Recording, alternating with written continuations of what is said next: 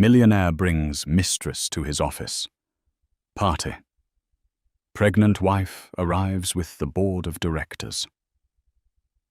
The air in the grand ballroom, thick with the scent of expensive perfume and ambition, crackled with unspoken rules.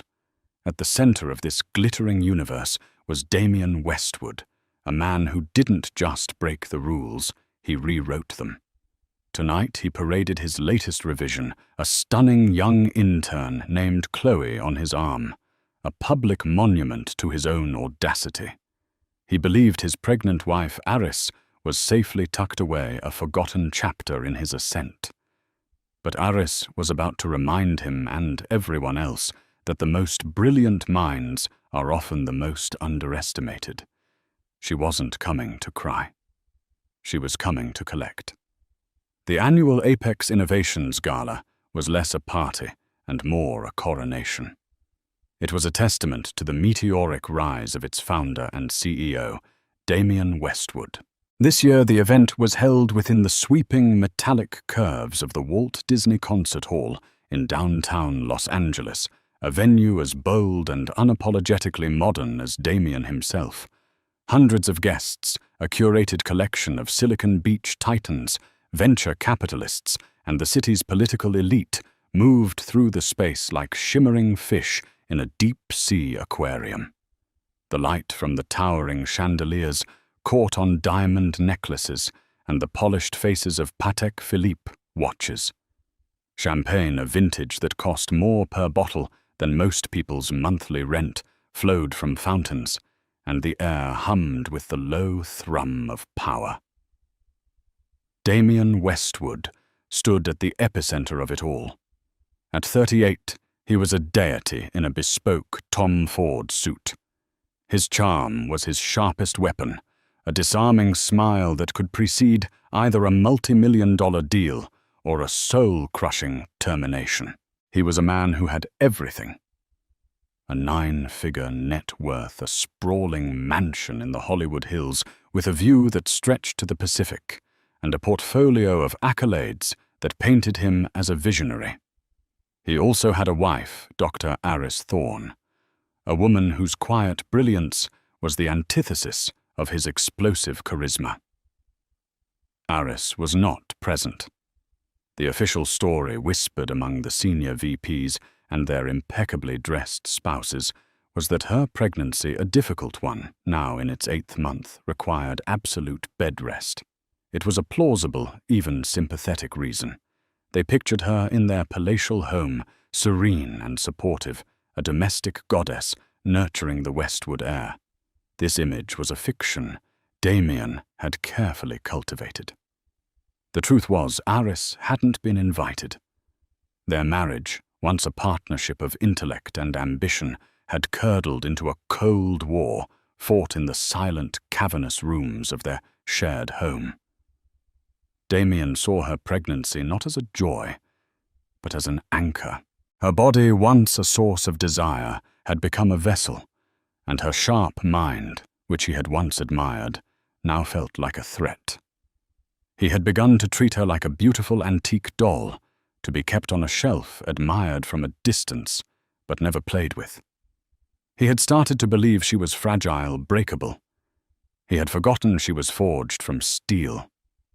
Aris, a doctor of behavioral economics from Stanford, had long ago traded the fast-paced world of academic research and consulting for a quieter life, a choice she'd made to support Damien's dream.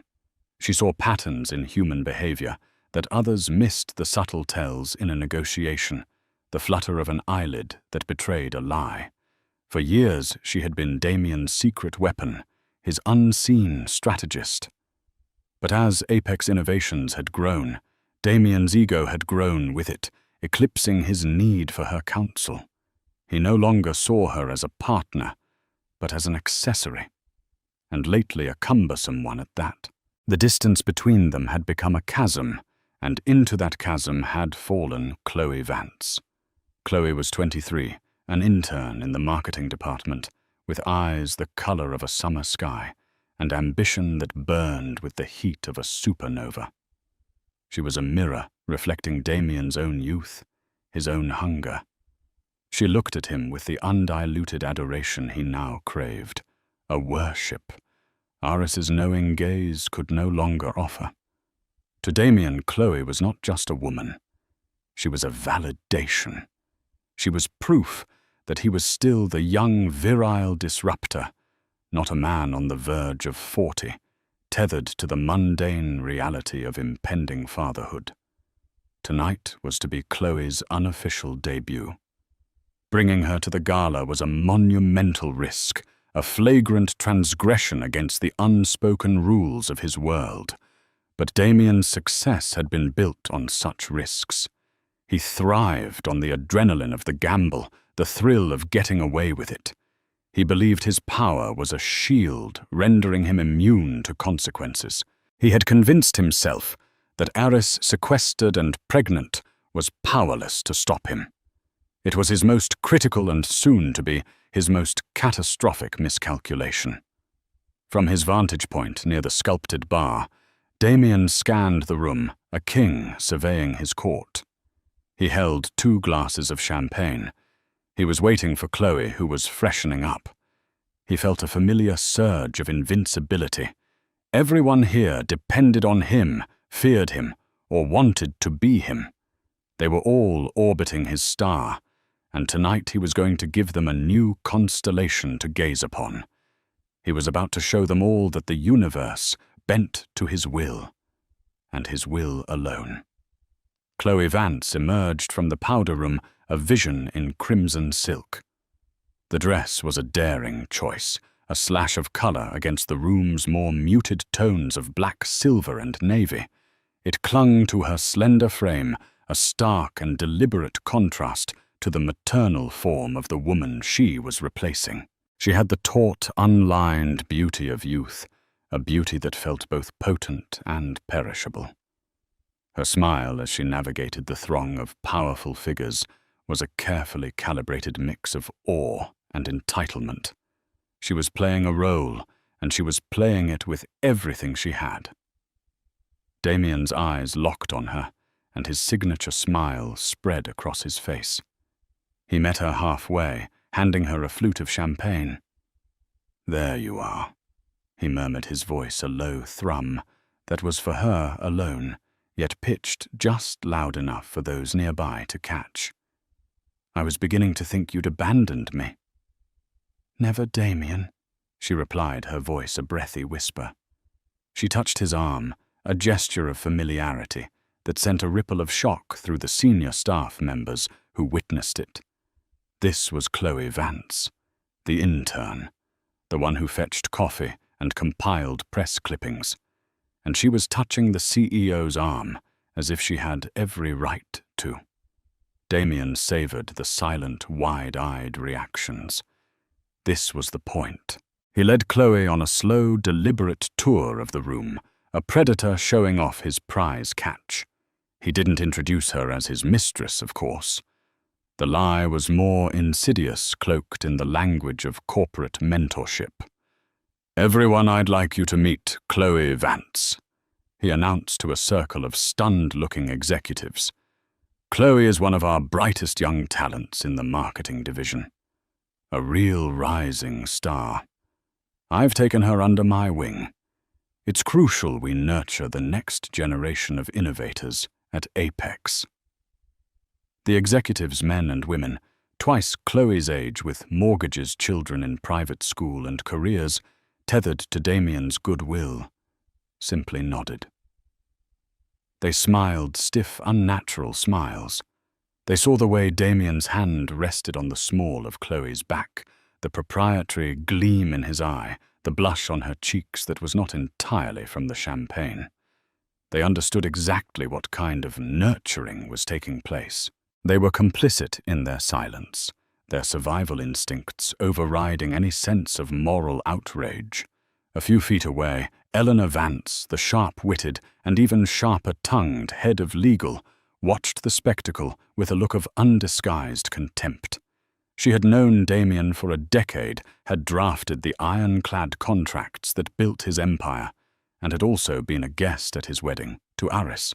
She considered Aris a friend, or as close to a friend as her guarded nature would allow.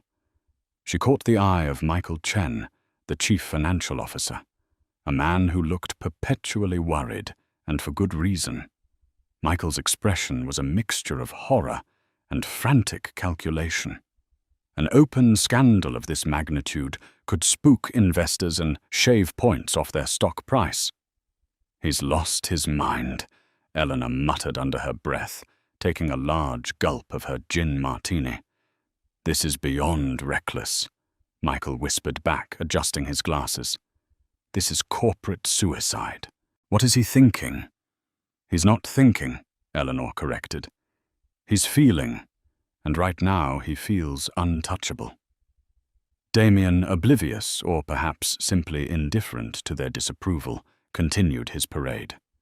He introduced Chloe to a powerful city councilwoman, a tech blogger with millions of followers, and a visiting venture capitalist from Singapore. With each introduction, he grew bolder, his compliments for Chloe more effusive, his physical proximity to her more intimate. He was high on the sheer audacity of it all. He was writing a new narrative in real time, one where he was the master of his own destiny, unburdened by convention or the wife he had left behind in his sterile, silent mansion.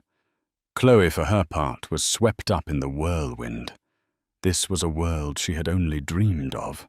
Men whose names she had only read in Forbes were shaking her hand, listening to her opinions, or at least pretending to. She was standing next to the sun, and its warmth was intoxicating. If there was a price to pay for this moment, she couldn't see it. The glare was too bright. She mistook Damien's recklessness for power, his arrogance for confidence. She believed she was on the verge of having it all. The apex of the evening and the nadir of Damien's judgment came when he clinked a knife against his glass, calling for silence. The low hum of conversation slowly died down as all eyes turned to him. Chloe stood beside him, her hand now linked with his. "Friends, colleagues, partners," Damien began, his voice resonating with practiced charisma. "Thank you for joining me tonight to celebrate another year of unprecedented success for Apex Innovations. We have shattered records, defied expectations, and solidified our place as leaders in the industry. But success is not just about numbers on a spreadsheet. It's about people. It's about fostering talent and believing in potential." His gaze drifted down to Chloe, a fond, almost paternal smile on his lips that fooled no one. It's about finding those rare individuals who have the fire, the drive, the vision to change the world, and it's about giving them the platform to shine. He raised his glass. "So I want to propose a toast, not just to our past achievements, but to the future, to new ideas, to bold moves, and to the bright, brilliant stars of tomorrow." He squeezed Chloe's hand. "To the future. To the future." The crowd dutifully echoed their voices, a muddled chorus of admiration, envy, and disgust.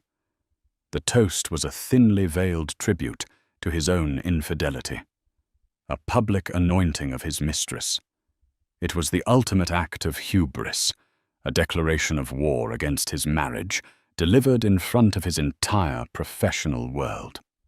He took a triumphant sip of his champagne, the taste of victory on his tongue. It was in that precise moment of supreme self-satisfaction that the great double doors at the entrance of the ballroom, which had been closed since the start of the festivities, swung silently open. The shift in the room's atmosphere was instantaneous and absolute. It began not with a sound, but with a collective intake of breath, a subtle but palpable change in pressure. The murmur of the party didn't just quiet. It vanished, sucked into a sudden gaping vacuum of silence. Every head in the ballroom, from the junior associates by the door to Damien Westwood himself on the makeshift stage, turned in unison. Framed in the grand doorway, silhouetted against the ambient light of the lobby, was a figure.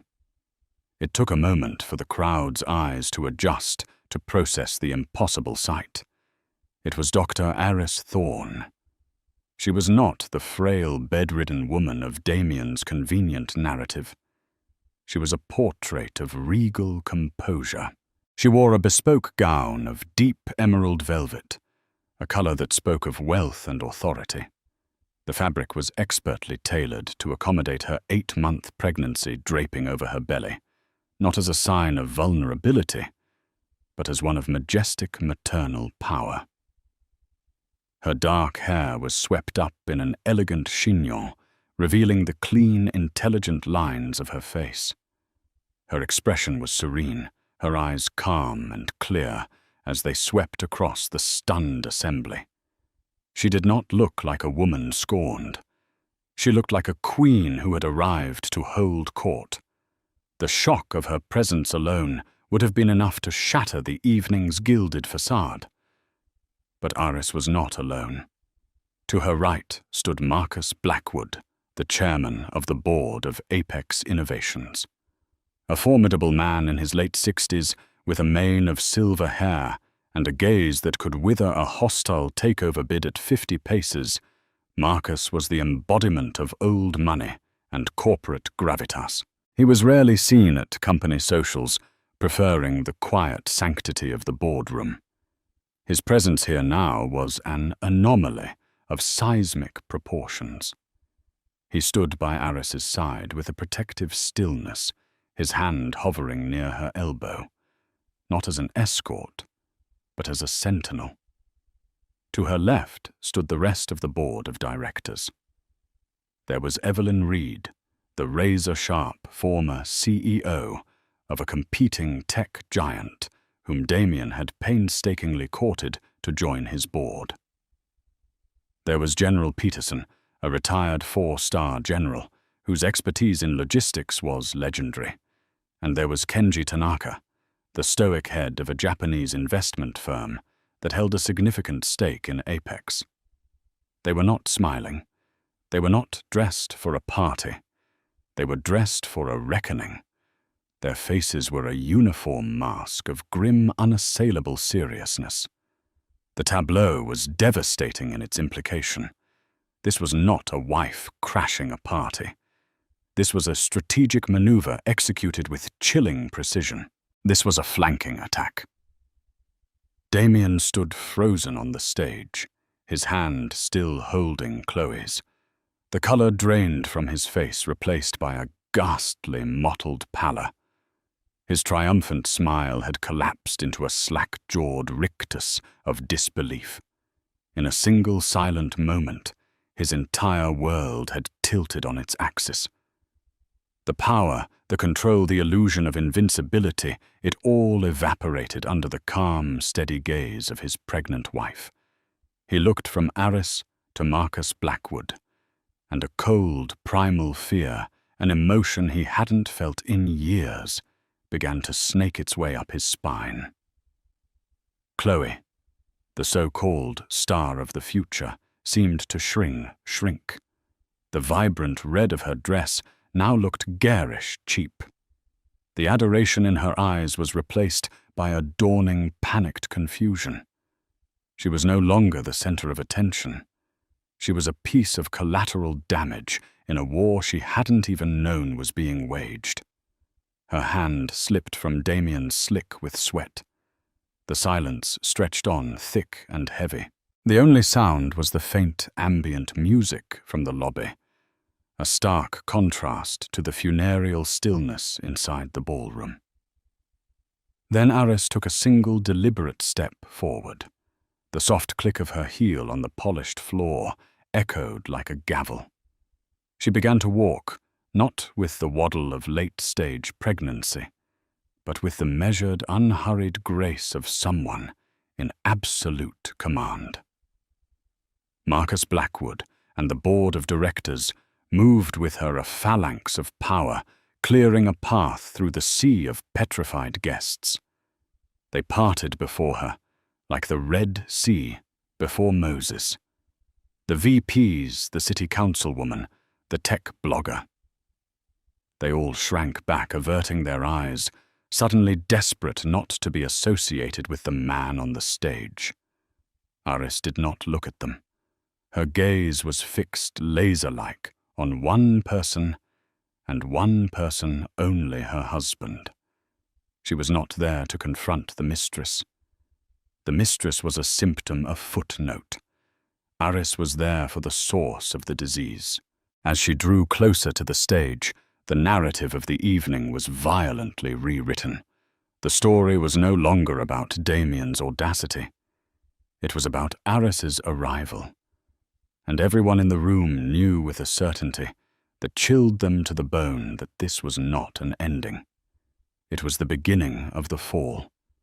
The walk from the grand entrance to the foot of the low stage felt to Damien like the final agonizing mile of a marathon he hadn't known he was running. The air once filled with his own booming voice was now so thin he could barely draw a breath. Aris stopped directly in front of him. Her head tilted slightly as she looked up. The stage gave him a few feet of physical height, but he had never felt smaller, more exposed. He finally found his voice a strained, croaking sound that was a pathetic imitation of his usual confident tone. "Aris, what is this? What are you doing here? You're supposed to be resting." He glanced desperately towards Marcus Blackwood, searching for an ally, a familiar anchor in this surreal nightmare. "Marcus, what is the meaning of this?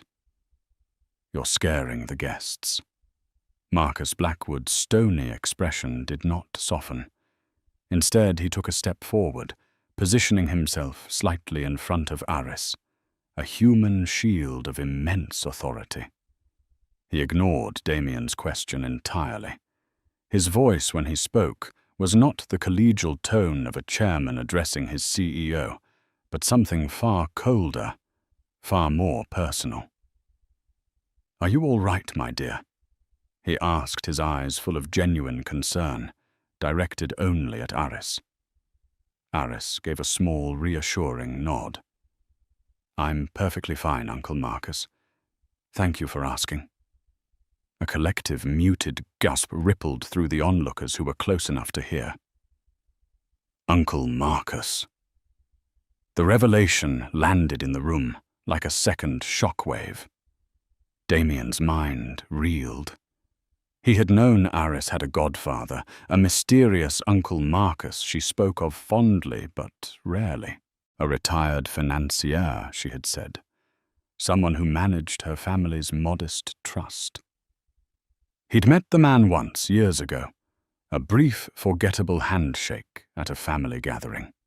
He had never in a million years made the connection between that unassuming figure from Aris's past and the formidable Marcus Blackwood, the titan of industry he had worked so hard to impress the man who held the fate of his company in his hands. The board members had known, of course. They had always known. The knowledge cast their grim expressions in a new light. This wasn't just a corporate action, it was a personal matter. They weren't just backing a plan, they were backing a member of the family. Marcus turned his glacial gaze back to Damien. The thin veneer of civility was gone. "Westwood," he said, the name dropping like a shard of ice. "You seem to be under a number of misapprehensions. The first is that you have any say over where my goddaughter chooses to be. The second, and far more critical, is that your guests' comfort is our primary concern this evening." He gestured dismissively at the stunned crowd. "The party is over. On behalf of the board of directors of Apex Innovations, I'm asking all non-essential personnel to vacate the premises immediately. Thank you for your service. Your cars are waiting." There was a beat of stunned hesitation, then a frantic, hurried exodus. No one needed to be told twice. It was a stampede in slow motion, a desperate scramble for the exits. The clatter of dropped glasses and the rustle of expensive fabrics filled the air as the city's elite fled the scene of the corporate execution. They wanted no part of the shrapnel that was about to fly. Within 3 minutes, the cavernous ballroom was all but empty. All that remained was Damien and Chloe trapped on the stage, and the silent, imposing tribunal that stood before them. Aris, her hand now resting proprietorially on her swollen belly, and the entire board of directors of Apex Innovations.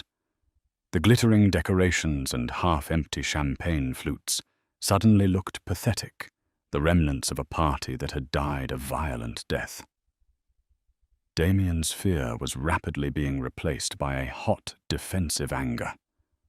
The audacity. To be ambushed like this, humiliated in his own temple of success. "This is insane!" He finally spat out, his voice trembling with rage. "You can't do this! This is my company, my party!" He turned on Aris, his face contorted into a mask of righteous fury.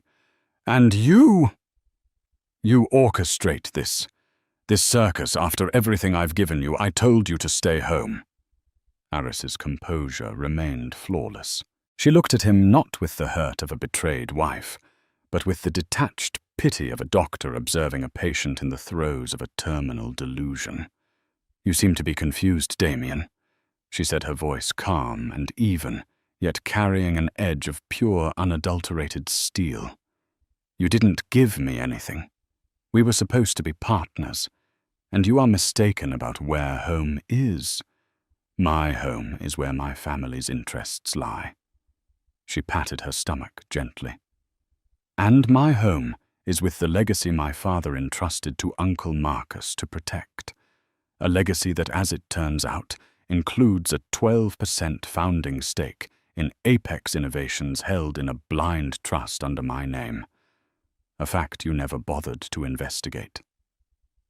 Damien stared at her, his mouth opening and closing silently.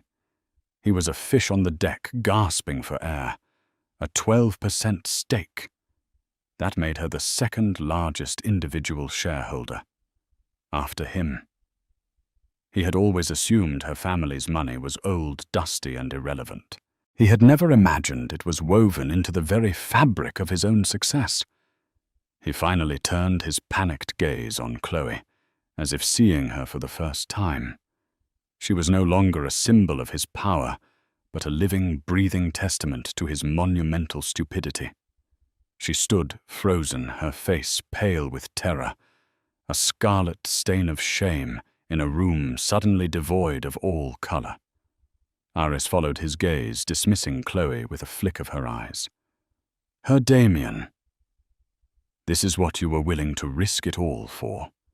A child playing dress-up. You didn't just underestimate me. You underestimated the entirety of your own life." Her words hung in the air, sharp and precise, dissecting his arrogance with surgical skill. The twist wasn't just that Marcus was her godfather. It was that Aris had never been the dependent wife he'd imagined. She had always been a silent, powerful partner, a stakeholder he had been too arrogant to see. And now she had come to call in her investment. The cavernous silence of the emptied ballroom was a physical weight. All the air and energy had been sucked out, leaving behind a vacuum where every word, every subtle movement was amplified.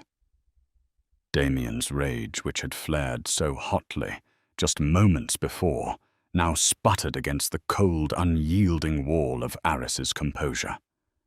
He was a supernova, collapsing into a black hole. "A 12% stake," he stammered, the words catching in his throat.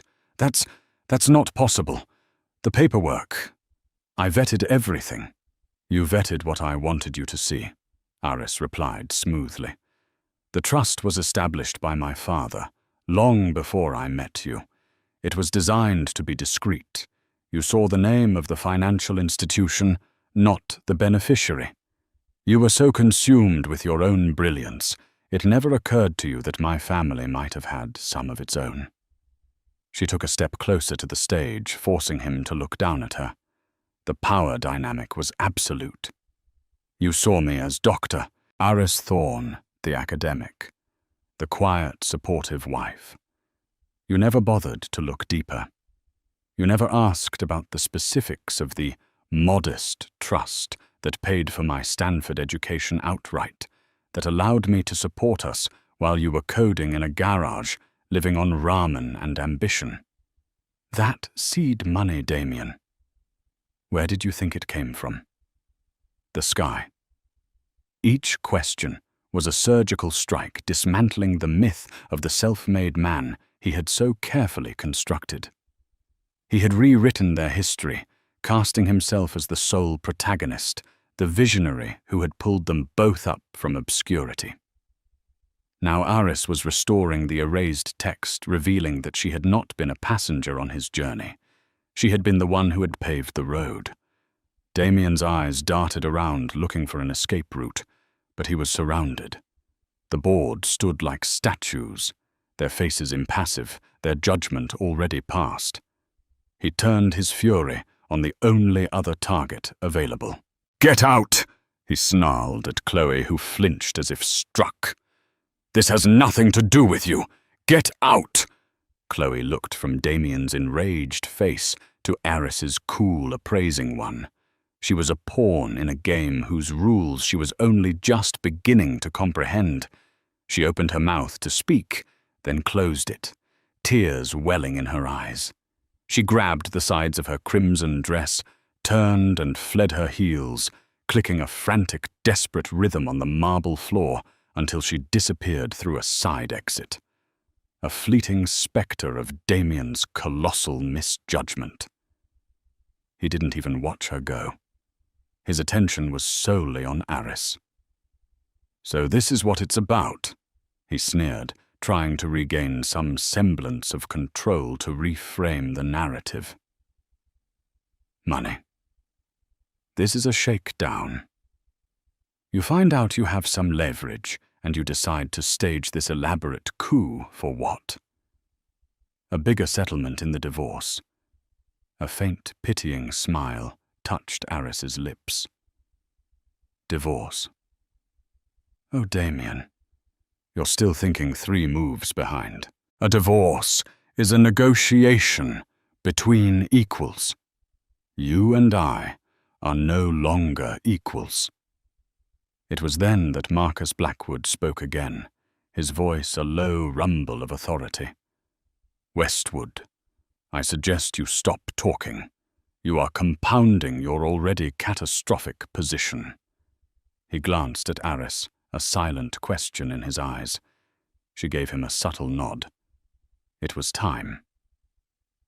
"You see, Damien," Aris continued, her tone shifting from personal confrontation to something colder, more clinical. "Your affair, your public humiliation of me, that was merely the catalyst. It was the insult that made me finally decide to look into the injury. I was hurt, yes, but mostly I was insulted that you thought I was so stupid I wouldn't notice." She began to pace slowly in front of the stage, her movements deliberate, her voice steady.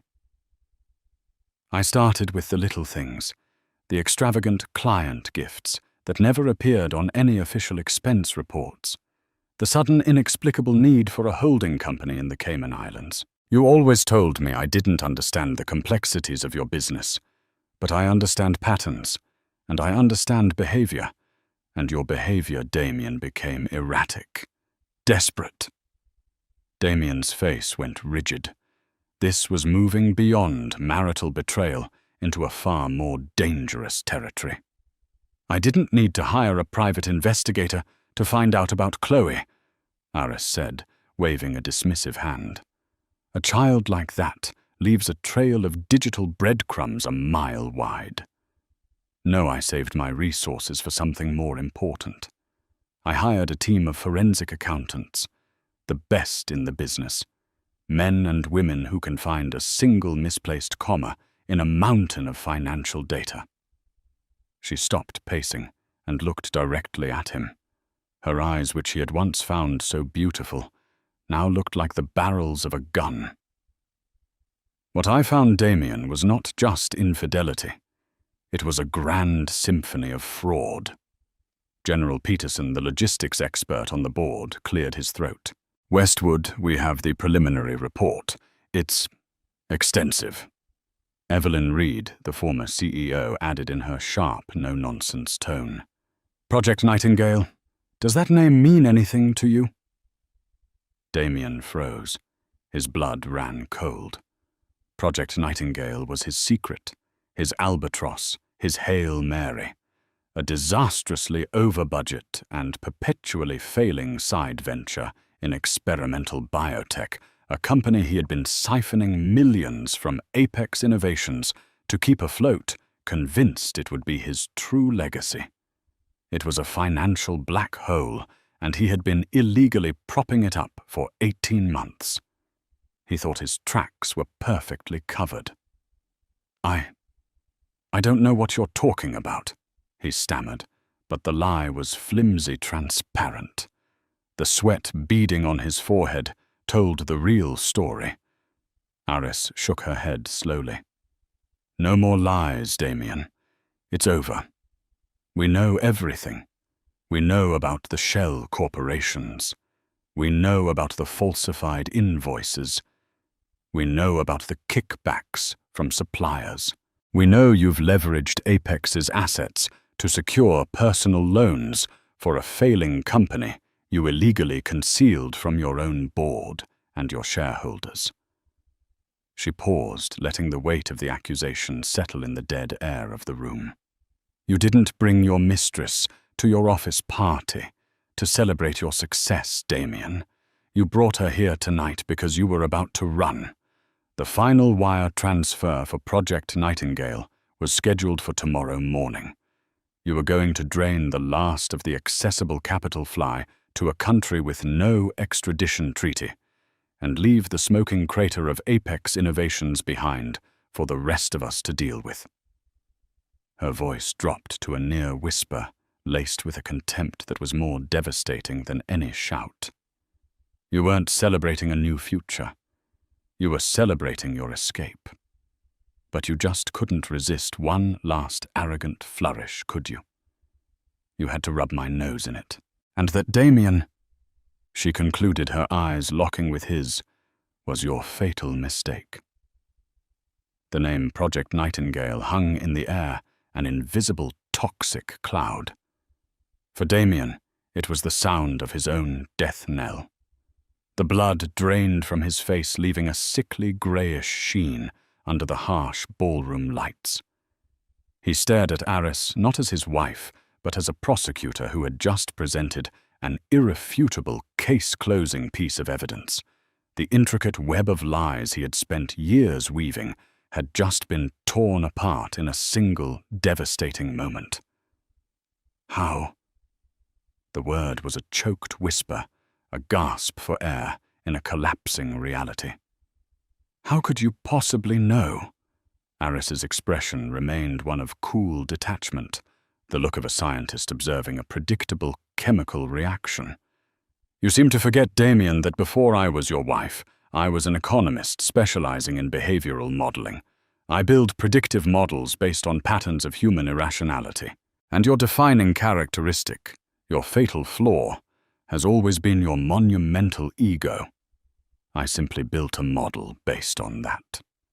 She gestured towards the impassive face of Michael Chen, the CFO, who had re-entered the room and now stood near the board, his face a mask of grim resolution. Michael and I have been speaking for weeks. Damien's head whipped towards his CFO, a man he had always considered loyal, if timid. Michael, you betrayed me. Michael Chen straightened his tie, his hands trembling slightly, but his voice, for the first time in Damien's memory, was firm. I have a fiduciary duty to this company and its shareholders. Mr. Westwood, my duty is not to you personally, especially not when your personal actions threaten to destroy everything we have built. Dr. Thorne approached me with some irregularities she had flagged. At first I was skeptical, but the patterns were undeniable. The numbers didn't lie. Aris picked up the narrative, her voice relentless. You thought Michael was a simple numbers man, a bean counter. You underestimated him just like you underestimated me. You assumed his fear of you was greater than his integrity.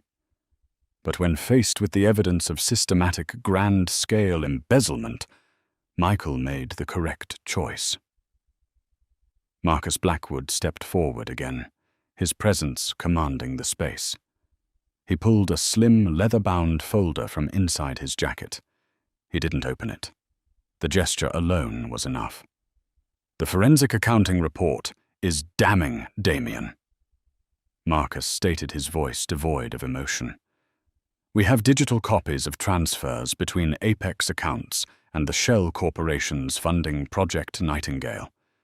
We have sworn affidavits from 2 suppliers you pressured into the kickback scheme.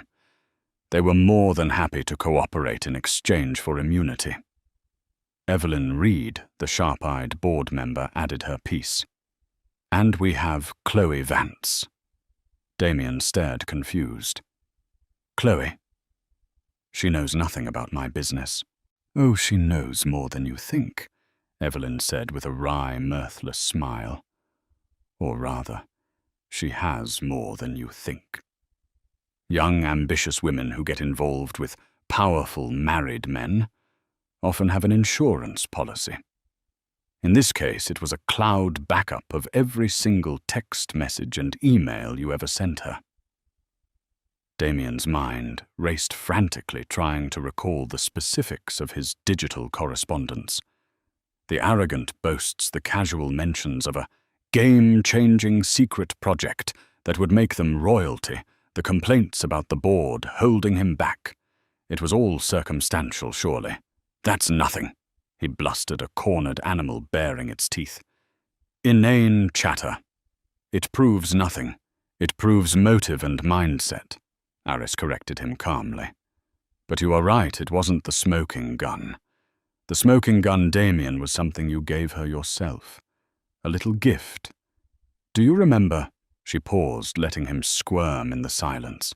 A few weeks ago, she continued, you gave her a new laptop, top of the line, a gift to your protégé to help with her work. What you didn't know is that our IT department, under Mr. Chen's instruction, had already flagged you as an internal security risk. Every new device connected to the Apex network, especially one given to a junior intern, for no discernible reason, is subject to a security sweep. On that laptop, Michael Chen added, his voice gaining strength, we found a hidden partitioned drive. On that drive was a single folder. Project Nightingale, Aris finished for him. The entire business plan, the fraudulent funding prospectus, the real catastrophic burn rate, and most importantly, your exit strategy, complete with details of a new identity and a one-way flight itinerary to Belize, booked for tomorrow afternoon.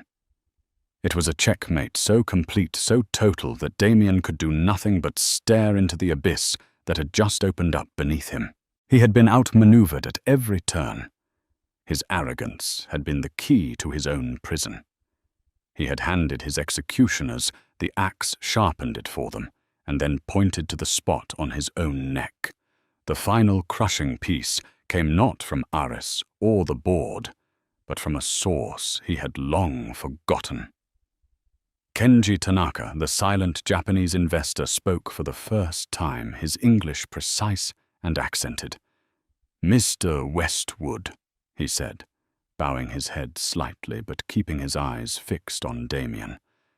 My firm invested in Apex Innovations because of the technology, but also because of the leadership. We were led to believe that leadership was a partnership between you and your wife, Dr. Thorne. Her family's historic involvement was a sign of stability. Your actions have not only been criminal, they have been a deep dishonor to that partnership. Tanaka looked at Aris.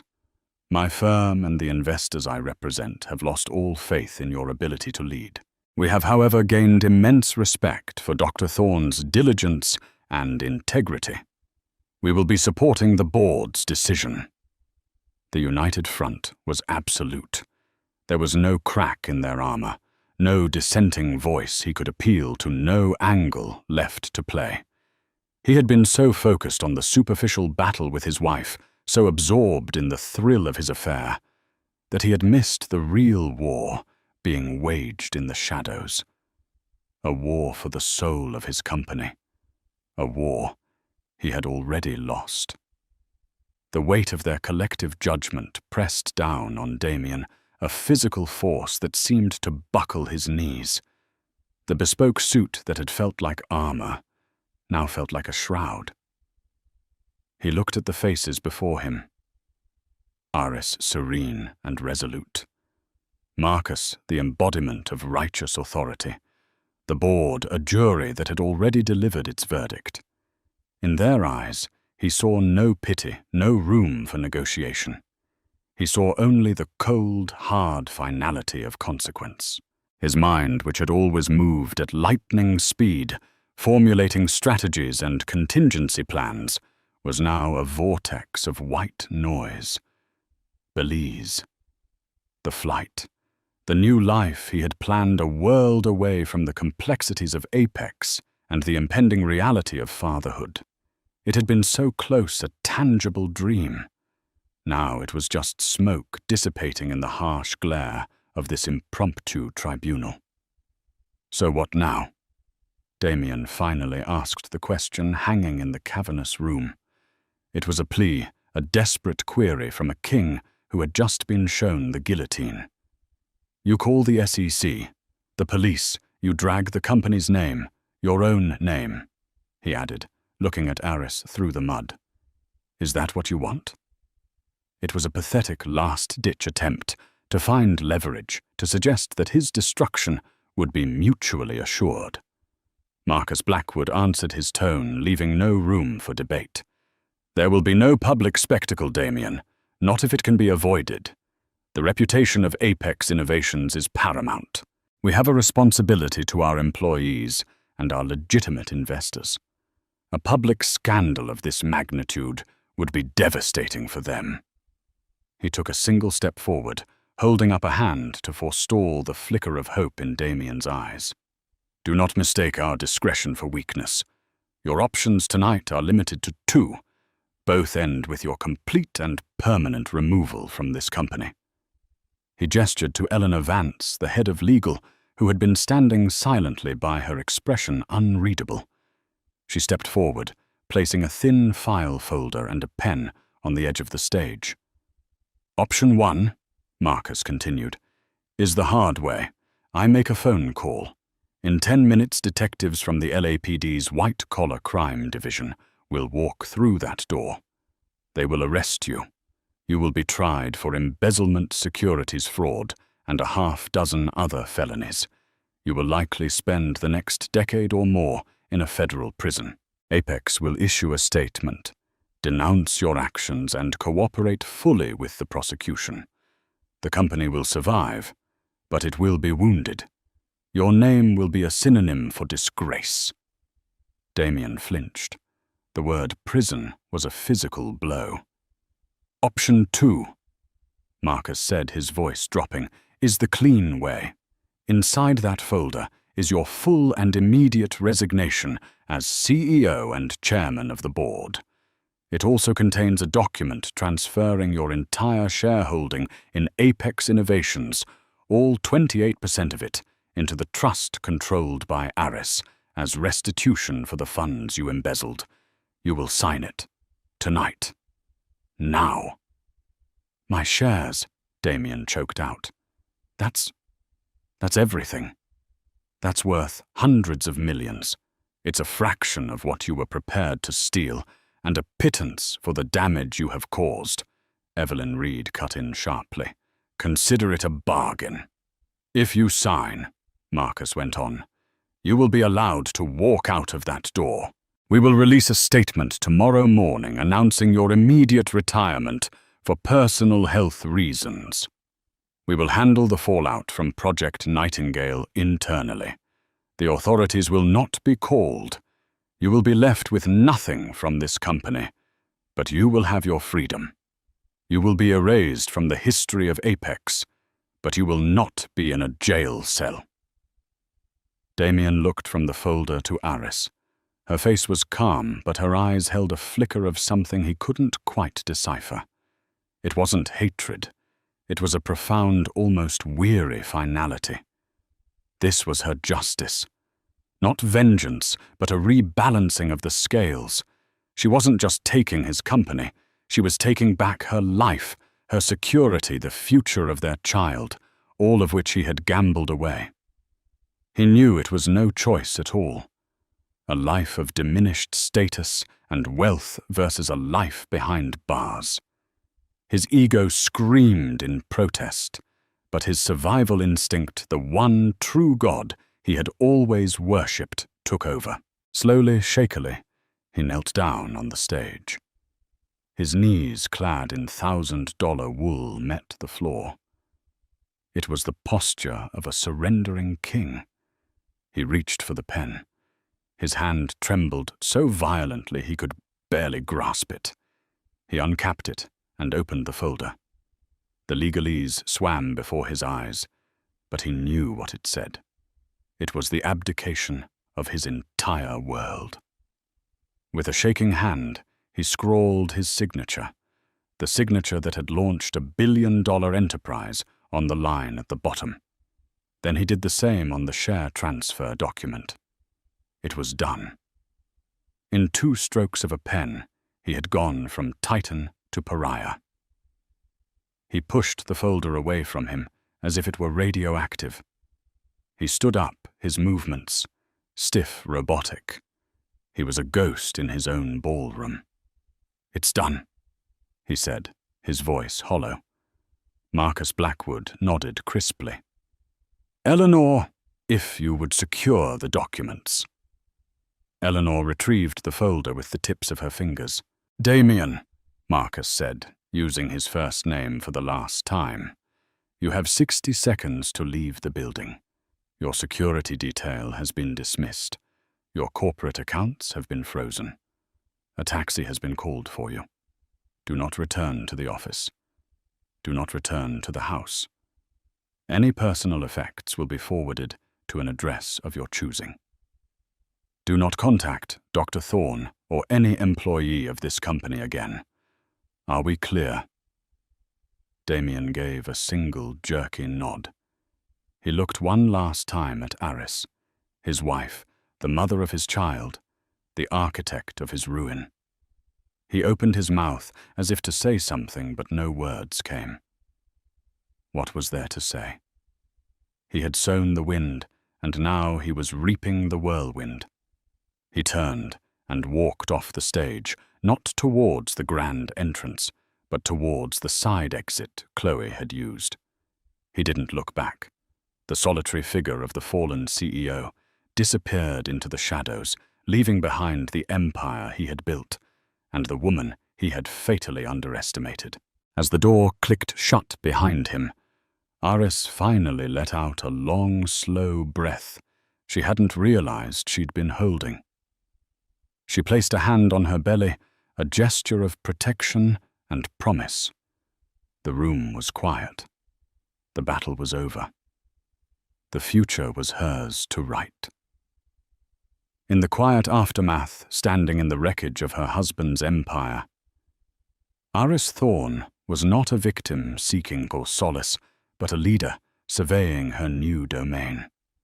The board, her silent partners in this audacious gambit, unanimously voted to install her as the interim CEO of Apex Innovations. She was no longer the woman behind the man.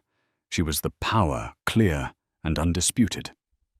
Her pregnancy was not an obstacle, but a deadline, a motivator to cleanse the company and build a stable, honorable legacy for the child she carried. Damien Westwood vanished into a self-imposed exile. A cautionary tale whispered in boardrooms about the dangers of hubris and underestimating the quiet ones. Aris, backed by her family's strength and her own formidable intellect didn't just survive the betrayal. She thrived on it, transforming the ashes of a broken marriage into the foundation of a new dynasty, proving that the best revenge isn't anger, but ascension. Thank you for joining us for this tale of drama and twisted justice. A man at the pinnacle of wealth and power, a wife at home, carrying his child, and a glamorous mistress stealing the spotlight.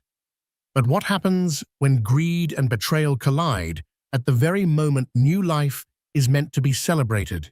In a shocking twist that rocked high society circles, billionaire mogul Victor Harrington chose to whisk his mistress away on a secret baby moon, leaving his pregnant wife, Eleanor, behind.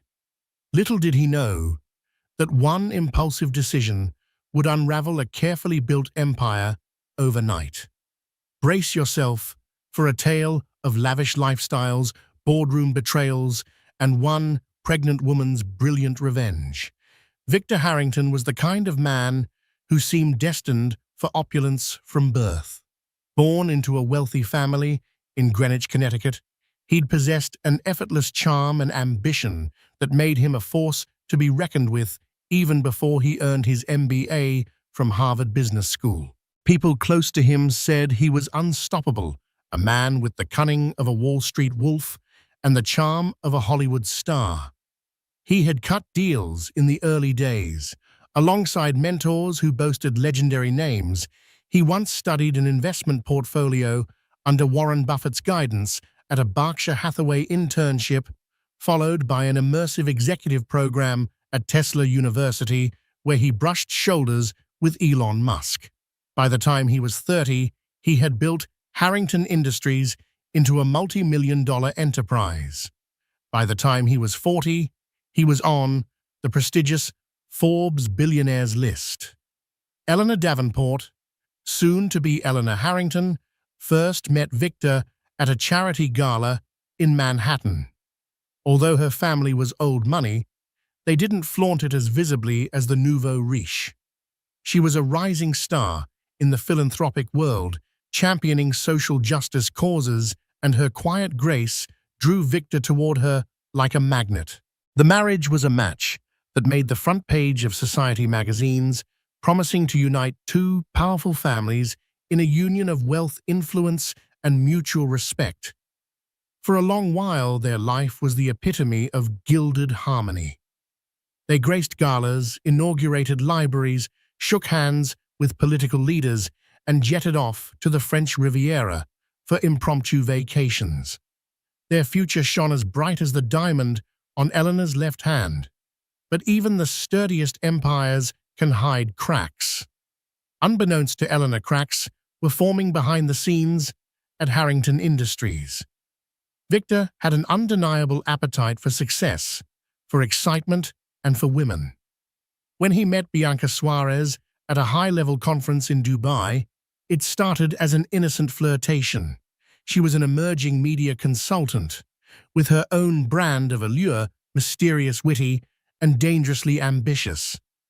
If anyone had told Victor he was playing with fire, he would have laughed it off. After all, he was Victor Harrington, untouchable, unstoppable. But sometimes the most disastrous events start with just a spark. Over months, lunches turned into dinners, and dinners turned into clandestine weekends in exclusive resorts. Bianca introduced him to the kind of escapades he'd never even allowed himself to dream about before. While Eleanor was 3 months pregnant, carefully nurturing the next heir to the Harrington fortune, Victor found himself dancing intimately with his mistress under the shimmering skyline of Dubai, uncertain whether the rapid beating of his heart was excitement or guilt. Bianca didn't want to be a mere fling. She was calculated. She saw in Victor a chance to climb the social and financial ladder faster than any route she had previously considered. And so she stoked his ego, commiserated with his frustrations, and dangled the promise of secret passions whenever he seemed restless. If it was money and influence she wanted, Victor was more than willing to shower her with lavish gifts. To him, money was just a resource expendable and easily replenished. At first, he believed he could keep this double life separate from the pristine marriage he had built with Eleanor. His logic was twisted, but clear to him. His wife was his anchor, his old money confidant, who maintained his impeccable social standing. The mistress was a wild indulgence. He could afford a carefully contained adventure. He had no intention of hurting Eleanor, or so he told himself. Unfortunately for Victor, the threads keeping this secret under wraps were about to fray. A confidential tip circulated in the narrow corridors of Manhattan's wealthiest cliques. A society blogger posted an unconfirmed rumor about Victor seen dining with a mysterious brunette at a private suite in the Four Seasons Hotel. Most shrugged it off as an everyday hazard of being rich and famous. False rumors swirl constantly around the extremely wealthy. But there was more to this rumor than idle chatter. For the moment, Victor thought he had it all under control. He was a master juggler, wasn't he? Everything would remain neatly balanced until it all came crashing down. As Eleanor's belly swelled with the promise of motherhood, her doctors advised a tranquil holiday to alleviate stress and welcome a sense of peace before the baby arrived. Friends whispered about the latest trend, a baby moon, a final romantic getaway for expecting couples. Eleanor secretly hoped Victor would take her somewhere calm, maybe a resort in the Maldives or a private villa in the Amalfi Coast. The dream of strolling white sandy beaches, holding Victor's hand, and relishing in the final moments of pregnancy, bliss danced in her mind. Victor, however, had a different plan entirely, a plan that was breathtakingly audacious and heartless. He decided to treat Bianca to a baby moon instead, using the ruse of an urgent business summit in Bali. For Victor, it was the ultimate indulgence, combine business with pleasure, while his wife rested at home, unaware that her husband was on the other side of the world, sipping cocktails by a turquoise infinity pool with another woman. He arranged it meticulously. He told Eleanor he was swamped with a high-stakes negotiation in Southeast Asia. Supposedly, several billionaire investors, including a silent partner, rumored to be connected with Bernard Arnault's luxury empire, had demanded an in-person meeting to finalize a partnership. The clock was ticking, he claimed. If he didn't fly out immediately, Harrington Industries risked missing a multi-billion-dollar opportunity. Concerned and weary, Eleanor kissed him goodbye, placing her hand gently over her baby bump and whispering, "Please come home safe." Half a globe away, Victor's private jet landed under the scorching Balinese sun. Bianca, exuding confidence in a linen sundress and designer sunglasses, looked every bit the radiant vacationer. It was a world apart from Eleanor's subdued maternity style back in New York. They settled into an exclusive luxury resort, one that boasted private villas ensconced amid lush tropical forests and infinity pools that seemed to spill into the horizon. To Victor, the staff was discreet, the views unparalleled, and the exclusivity absolute, the perfect setting for a forbidden escapade. But even in paradise, there were signs that things could go wrong. Rumors had circulated that a well-known Hollywood actress was staying at the resort. The paparazzi lurking outside with long-lens cameras were determined to snag any sensational shot. Victor, in his arrogance, paid them no mind. He was too busy enjoying lavish seafood dinners, couples spa treatments, and romantic beachside strolls with Bianca. He reasoned that even if a photograph leaked, he had enough influence to squash it. Money talks, and hush money screams, as he liked to say. What he didn't anticipate was that a local journalist working part-time as a bartender recognized him immediately. The journalist, named Ayu Priyanka, was a savvy freelance reporter. She knew the difference between professional business summit behavior and lovers on a secret holiday. Intrigued, she discreetly snapped a few photographs with her phone, capturing Victor and Bianca laughing over a candle-lit dinner. At first, Ayu weighed the potential consequences. Could these pictures be valuable enough to lead to a groundbreaking story in an international tabloid? Possibly. But first, she needed more solid proof, a narrative that went beyond just two people enjoying a vacation. While Victor reveled in the illusions of a perfect getaway, Eleanor was left to manage her pregnancy in New York, dealing with morning sickness doctor's appointments, and the creeping suspicion that her husband's voice over the phone sounded distant, disconnected. She found herself lying awake at night, staring at the vaulted ceiling of their penthouse, feeling a cold emptiness in their once warm bed. Something was terribly off, but she couldn't pinpoint exactly what.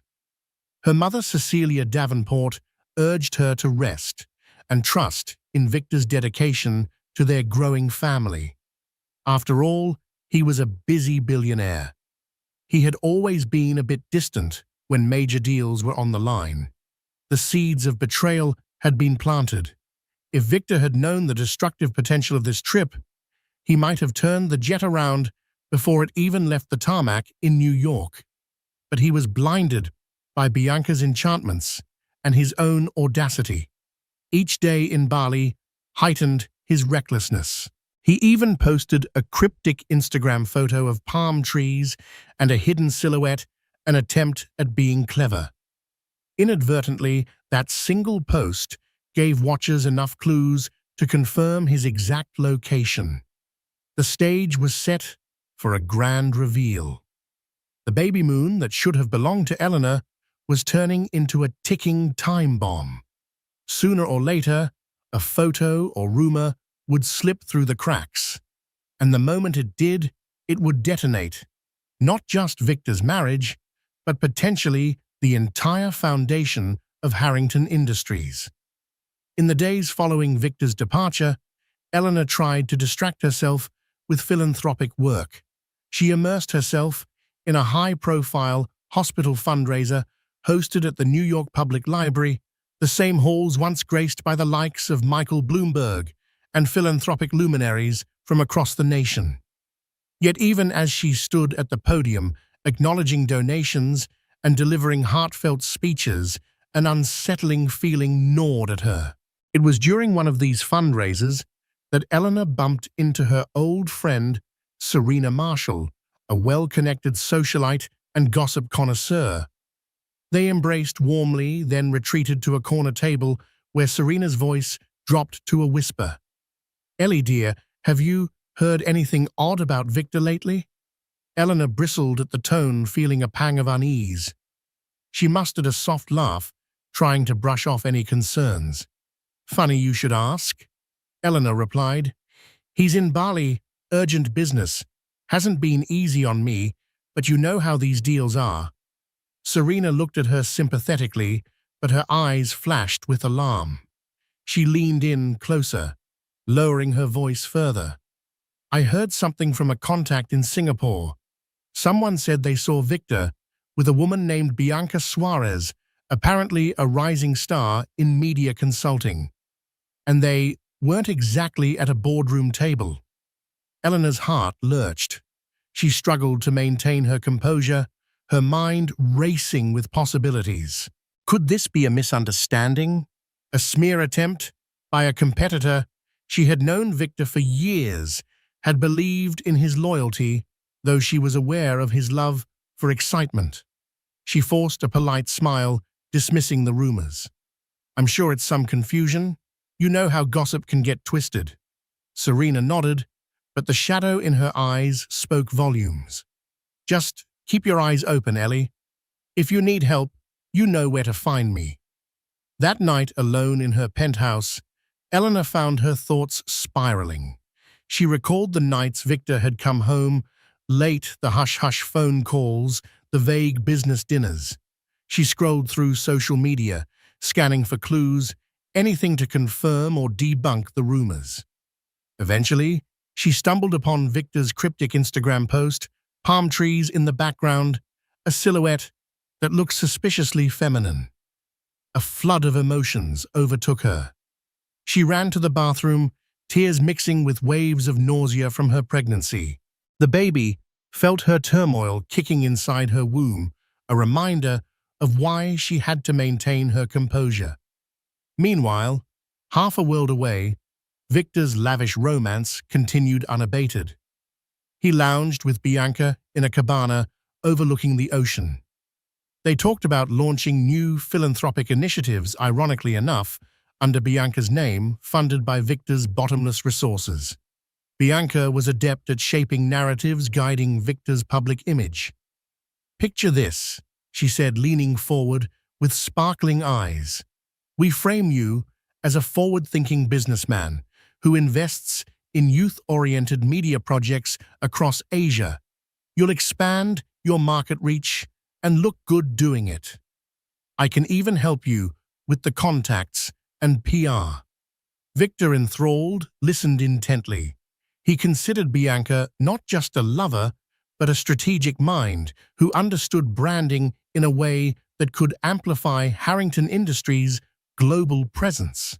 In his mind, he was weaving a dream, a future where he could maintain a public marriage with Eleanor, keep control of his empire, and quietly enjoy a partnership with Bianca that would catapult them both to unprecedented heights.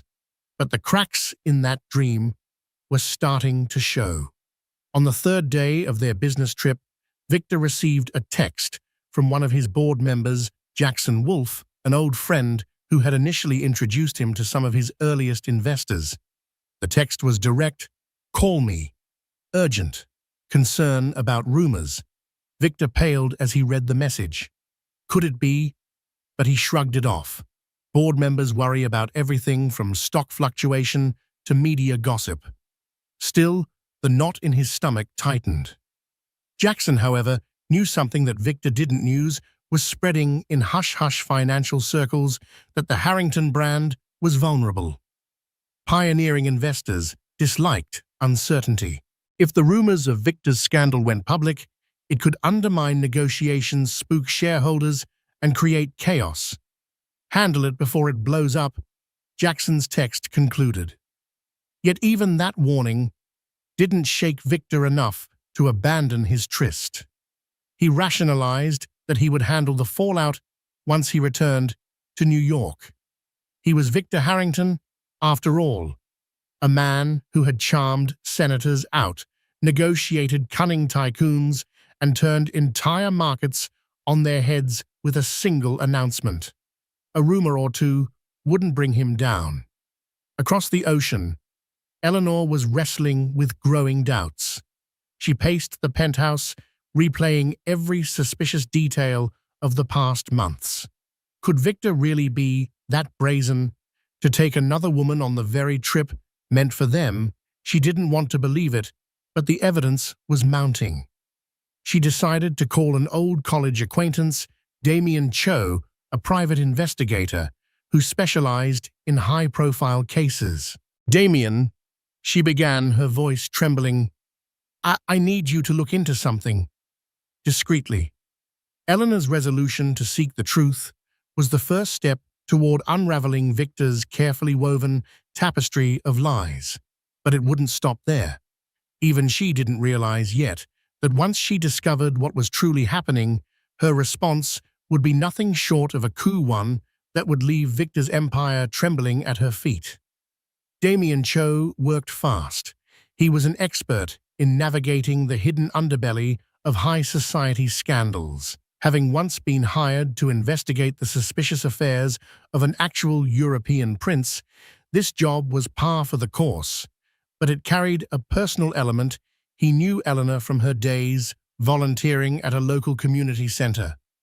He respected her warmth, her dedication. And so, when Eleanor asked for his help, he pledged to handle the matter personally. He first followed the breadcrumbs online, examining social media check-ins, cross-referencing flight logs from Teterboro Airport, where Victor often chartered private jets, combing through paparazzi shots of Indonesian resorts. It didn't take long to connect the dots. Damien discreetly messaged contacts in Bali, among them a local stringer for an American tabloid, who confirmed that a wealthy American named Victor Harrington had been spotted with a woman who was decidedly not pregnant. As the puzzle pieces fell into place, Damien's chest tightened with an uneasy sense of foreboding. This wasn't just a case of a random affair. The stakes were colossal. The Harrington name carried weight in corporate boardrooms across the globe, and any scandal could rock markets and ripple through philanthropic circles. The next step was deciding how to deliver the news to Eleanor without breaking her heart entirely. Meanwhile, Eleanor found daily life increasingly difficult. She attended obstetric appointments alone, feigning a smile when the doctor asked about Victor's whereabouts. Her mother noticed the change in her demeanor. "Ellie, darling, you look so tired. Is everything all right?" Eleanor shook her head, tears forming at the corners of her eyes. "I just need some rest, Mum. I'll be okay." But the moment Cecilia left, Eleanor gave in to sobs, tears that combined heartbreak with a fierce determination. She had a baby to protect, and she would not allow uncertainty to linger. When Damien finally presented his findings, documented photos, flight logs, even a snippet of a conversation recorded by a local resort worker, Eleanor felt both devastation and a strange, cold clarity. She stared at the evidence in stony silence. The man she loved, the father of her unborn child, had chosen to spend precious days in paradise with another woman, parading their affair so openly that it had already begun to leak in social circles. But heartbreak wasn't the only emotion coursing through Eleanor. A sense of betrayal so profound that it threatened to consume her was tempered by the resilience her family had instilled in her.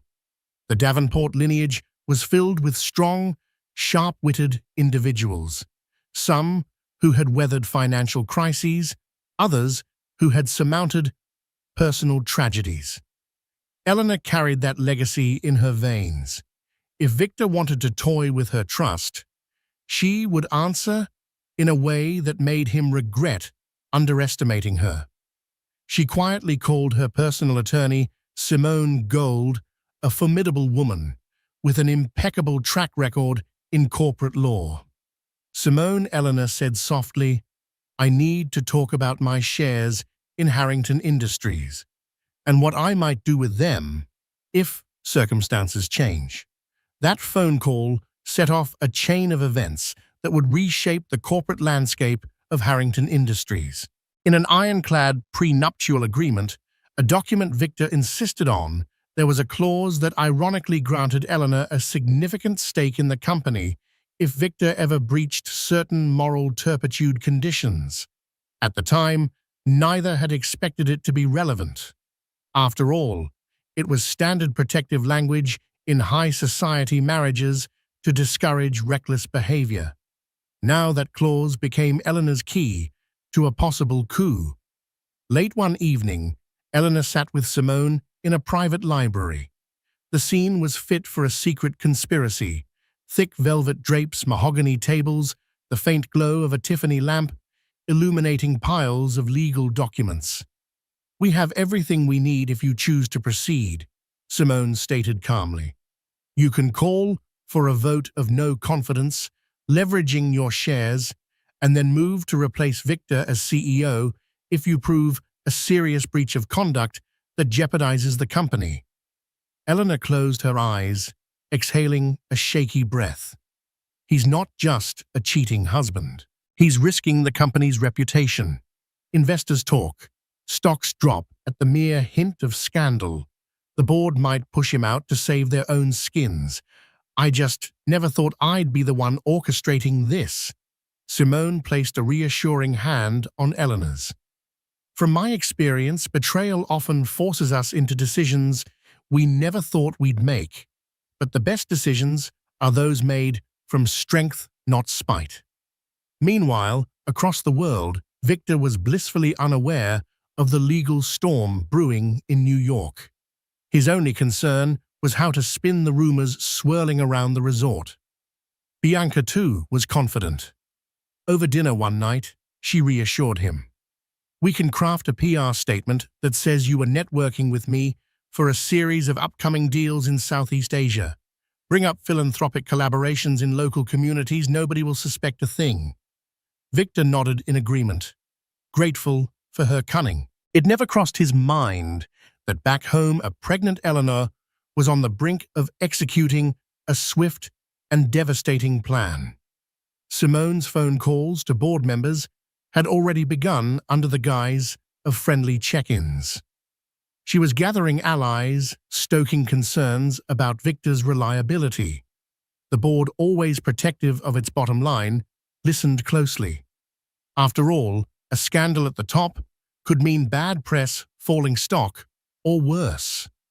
Piece by piece, Eleanor's revolt was forming. She was no longer the timid, heartbroken wife. She was a future mother who refused to let her child inherit the aftermath of a father's betrayal. If Victor wasn't going to be a responsible partner, she would ensure he couldn't take the company down with him. In less than a week, the stage would be set for an explosive board meeting, one that would pit Eleanor's quiet determination against Victor's flamboyant arrogance. Victor returned to New York in a flurry of self-assured triumph, convinced that he had contained any rumors about his secret affair with Bianca. He strolled into his penthouse, expecting to find Eleanor in a subdued but loving mood. Instead, the apartment was cool-hushed. Even the staff seemed unusually tense. Eleanor was sitting in the living room, sipping tea, her eyes distant. The subtle tension in the air pricked at Victor's confidence, but he masked it with a charming grin. "Darling, I'm home," he announced, setting down his luggage. He reached out to kiss her cheek, but she recoiled, her expression revealing the silent storm within. "Where were you, really?" she asked softly, the tremble in her voice betraying her hurt. For a moment, Victor froze, his mind whirling with excuses. "I told you," he began, forcing composure. "Negotiations in Bali. It was stressful, but—" "Stressful," Eleanor interrupted. Her voice rose slightly. "Look at me, Victor." She stood, revealing her swollen belly. "I'm the one who's pregnant with your child alone while you were off entertaining your mistress." Her words reverberated in the elegant living room, echoing amid the hush of the staff. Victor's eyes flickered with panic. He stepped closer, lowering his voice. "Eleanor, we shouldn't do this in front of—" She cut him off again, the tears in her eyes reflecting both pain and fury. "We shouldn't do this at all, but you left me no choice." With trembling hands, she gathered her coat and purse. "I'll be at my mother's. My attorney will be in touch." Victor felt the world tilt beneath him. "Eleanor, wait. We can talk this through." "You know I'd never—" "I know everything," she hissed, her voice cold as steel. With that, she turned on her heel and walked out, accompanied by 2 discreet bodyguards her mother had insisted she employ. The slamming door reverberated, leaving Victor in a stunned silence that belied the magnitude of the unfolding crisis. The next few days passed in a blur of chaos for Victor. He frantically texted and called Eleanor, but her responses were minimal, formal. She refused to meet alone. Then came the calls from the Harrington Industries board members. A special board meeting had been scheduled for the following week. The stated reason: urgent discussions regarding leadership and corporate strategy. The tone of the calls made Victor's stomach drop. There was no cordial small talk, no easy banter. These were men and women who smelled blood in the water. Desperate, Victor reached out to Bianca for comfort. But even she sensed the shifting currents.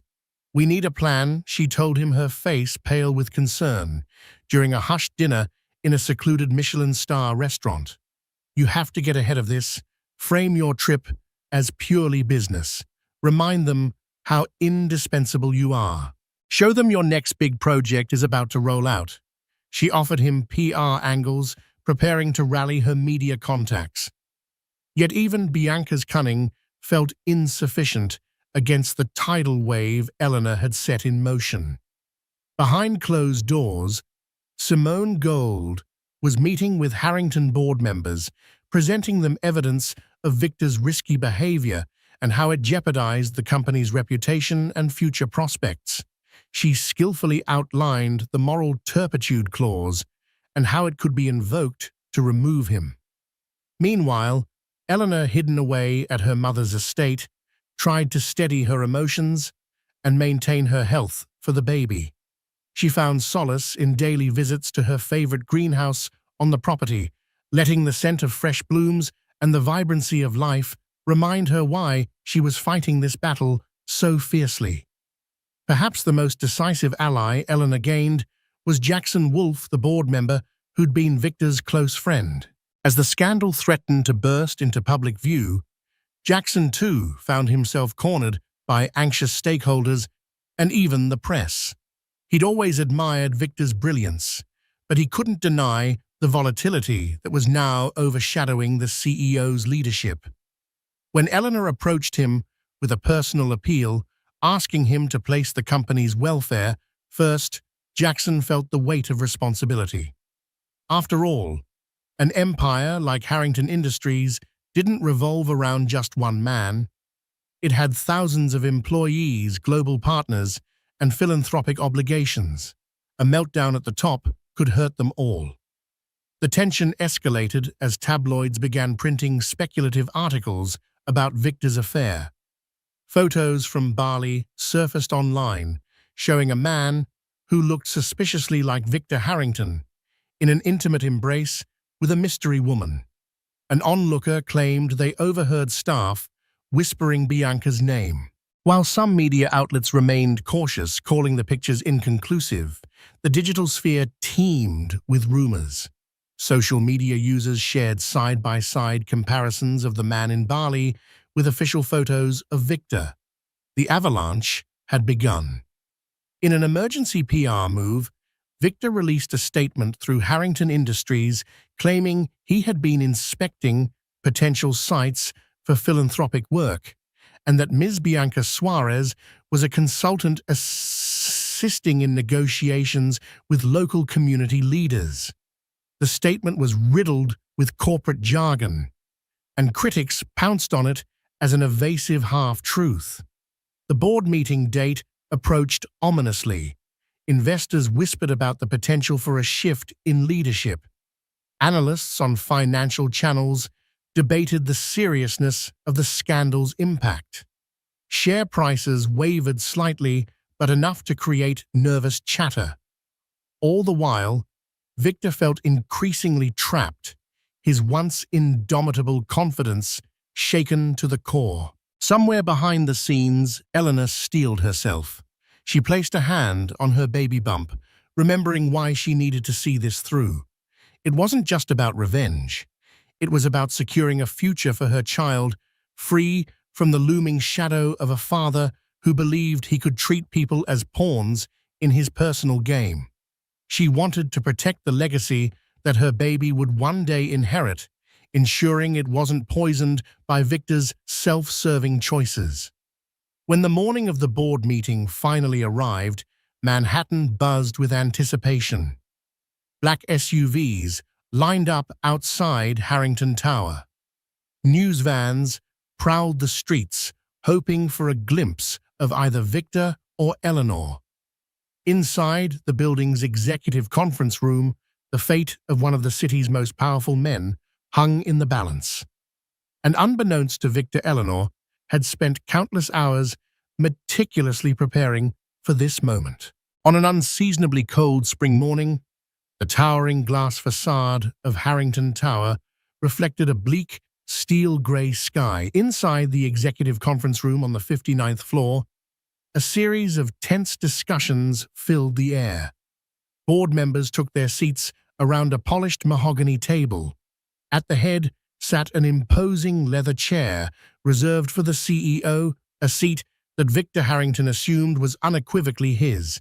But as the clock neared 9 a.m., the tension in the room crackled with electric intensity. Victor entered shoulders-squared hair, meticulously styled, wearing a custom-tailored suit. He exuded the aura of a man used to control, but a subtle flicker in his eyes betrayed uncertainty. Next to him walked Bianca, meticulously groomed in a business outfit, ready to spin narratives. Her presence alone raised eyebrows. Traditionally, only top executives or board-invited advisors attended these pivotal meetings. Bianca, however, was neither. Whispers erupted as board members exchanged curious looks. At precisely 9 a.m., the doors swung open again. Eleanor stepped inside, supported by her attorney, Simone Gold. Wearing a subdued black dress that discreetly draped her pregnant figure, she moved with quiet, composed determination. A hush fell over the room. Heads turned, and even Victor's practiced poise faltered for an instant. This was the first time he'd seen his wife since she had walked out of the penthouse. She acknowledged the board members with a polite nod, her gaze not lingering too long on Victor. No one missed the significance of her presence, especially because she was still a major shareholder with seats on the board that her Davenport family connections had secured. Simone took a seat beside Eleanor, placing a leather briefcase on the table, the metal clasps glinting under fluorescent lights. The board chair, an elderly statesman named Arthur Norwood, cleared his throat. "Thank you all for attending this extraordinary session. We have urgent matters to discuss regarding Harrington Industries' leadership vision and recent developments in the public sphere." His gaze darted from Victor to Eleanor and back again. "This is a confidential meeting, so I expect the utmost discretion." Victor tried to seize the initiative. Standing, he projected his confident, booming voice. "Before we begin, let me address the swirling rumors. There have been malicious reports in the press about my personal life. I want to assure everyone here that these allegations are blown out of proportion. My trip to Bali was primarily for philanthropic site inspections and negotiations with prospective investors." He gestured toward Bianca. "Ms. Suarez has been an instrumental media consultant, helping me navigate international expansions and philanthropic strategies." Bianca stepped forward, her tone crisp and professional. "I understand the concerns, but I assure you, my partnership with Mr. Harrington is strictly business. We've been discussing a large-scale youth media initiative." Eleanor, calm, yet resolute, interrupted. "That's enough." She rose slowly, one hand resting protectively on her belly. Her voice was steady, resonant with an inner strength. "We're all aware of the photographic evidence. We know the media stories aren't mere fabrications, but the real issue here isn't just a personal indiscretion. It's the risk posed to this company, our company, by this scandal." She glanced around the table, meeting each board member's gaze. "I have proof of how negotiations with certain Asian partners have been compromised by the negative press. Investor confidence is wavering. And this is on top of the moral turpitude clause in Victor's contract." A stunned silence followed. Moral turpitude clauses were rarely mentioned in corporate contexts, but in high-profile marriages that intersected with business holdings, they were sometimes used to protect the company from the detrimental actions of a key figure. Victor's face paled momentarily. He cast a sharp look at Simone, recalling the prenuptial agreement's fine print that he once dismissed as boilerplate. She returned his stare with icy composure. Arthur Norwood cleared his throat again. "Mrs. Harrington, can you elaborate on the severity of these repercussions?" Simone clicked open her briefcase and pulled out neatly organized documents. "Board members here, you'll find data illustrating recent dips in stock value following the barley scandal leaks. This is paired with the explicit language in the moral turpitude clause that Mr. Harrington personally signed. If certain actions, infidelity-damaging public scandals, put the company at risk, shareholders have the right to demand a revaluation of leadership. Victor jumped to his feet, voice trembling with a mixture of anger and fear. This is outrageous. You're using our personal issues to stage a corporate coup. You can't do this. Jackson Wolfe spoke up, surprising Victor with the quiet resolve in his voice. Victor, your name may be on the building, but you're not the sole owner. We all have to safeguard Harrington Industries. The press is already circling.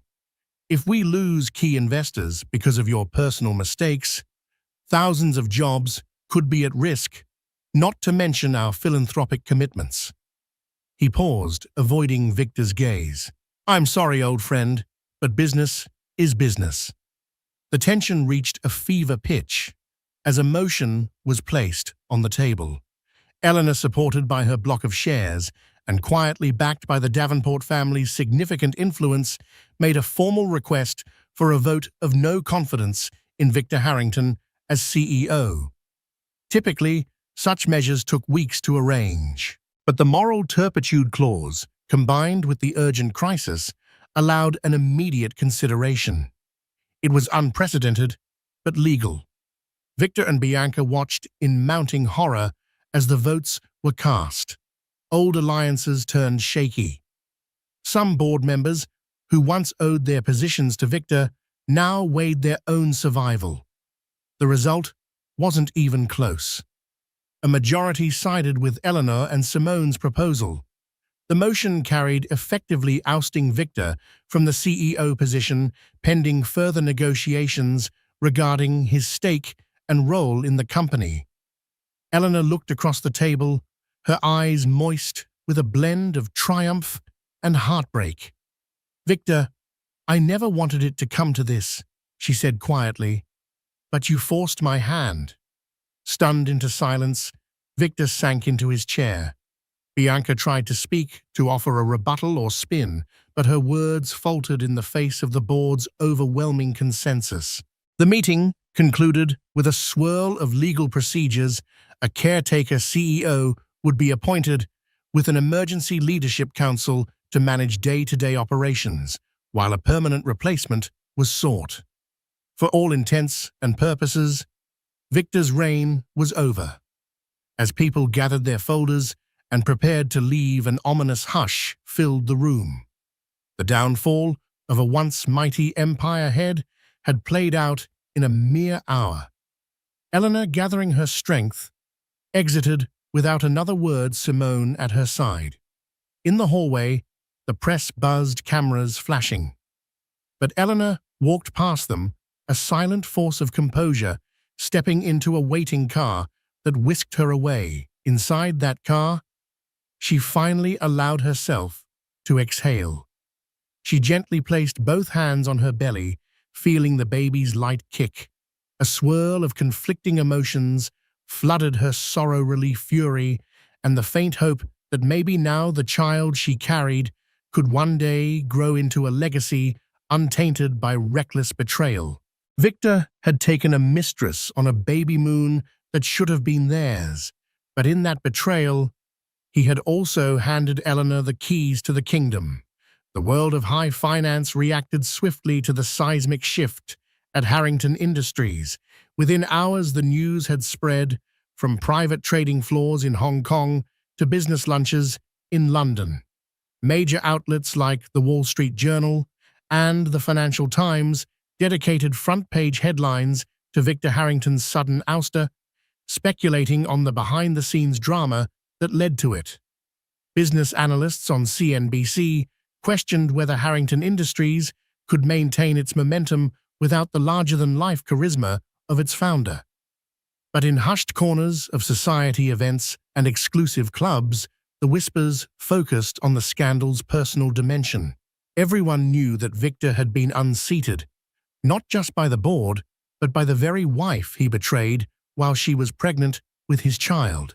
The story was salacious enough to feed tabloids for weeks, but it also showcased Eleanor's business acumen and unyielding resolve. Where once people saw her as simply Victor's gracious spouse, they now recognized a formidable woman who had deftly used a moral turpitude clause to protect herself and the company.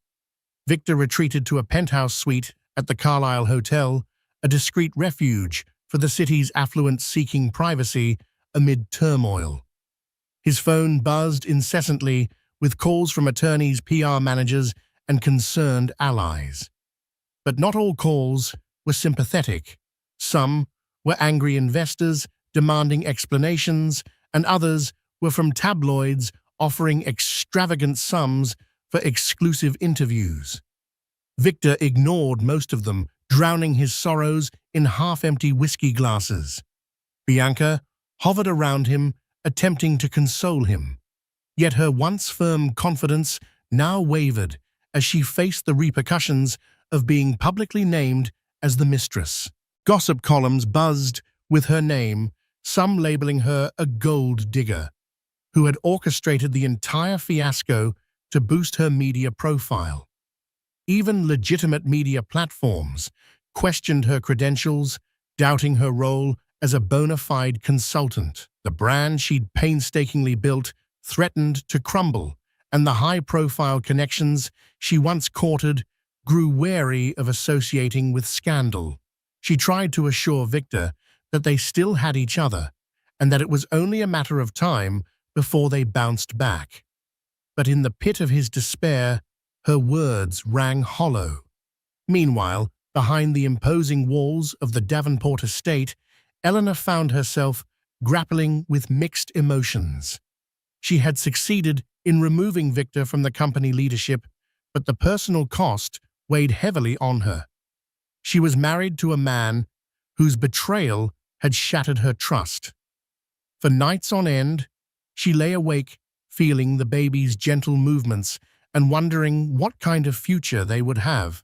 She consulted with Simone about legal separation, maybe even divorce, but each time she hesitated, mindful of the unborn child who would inevitably link her life to Victor's in some way. While Eleanor wrestled with internal conflicts, corporate maneuvers continued at Harrington Industries. The newly appointed caretaker CEO, Lawrence Porter, a veteran executive from within the company, diligently tried to stabilize investor sentiment. He reached out to longtime partners, reminding them of the company's resilient fundamentals and diversified portfolio. But the stock still dipped further, reflecting the market's anxiety. Even seasoned analysts couldn't discount the intangible influence Victor once held. Lawrence, however, had Eleanor's backing, and Jackson Wolfe's strategic insight. Their combined efforts formed a temporary shield against a total collapse in confidence. In an attempt to turn the tide, Simone advised Eleanor to take a more visible role. "You don't have to be CEO, but your presence will reassure investors," she said gently. "Host a small event. Show your commitment to the company. Let them see that the Harrington brand is intact, anchored by someone with integrity." Eleanor was reluctant, but she recognized the necessity. Against her natural inclination for privacy, she agreed to hold a press conference to address the company's future. Titled "A New Horizon for Harrington Industries," it was carefully orchestrated, tasteful floral arrangements, minimal fanfare, and a succinct message of stability, progress, and renewed commitment to philanthropy. Eleanor spoke for only 10 minutes, but her measured tone and composed demeanor impressed even the cynics.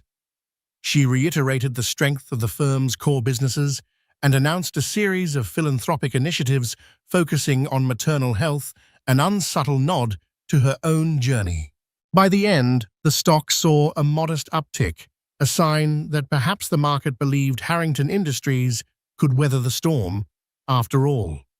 Yet beneath the public facade of a carefully managed transition lay personal entanglements that were far from resolved.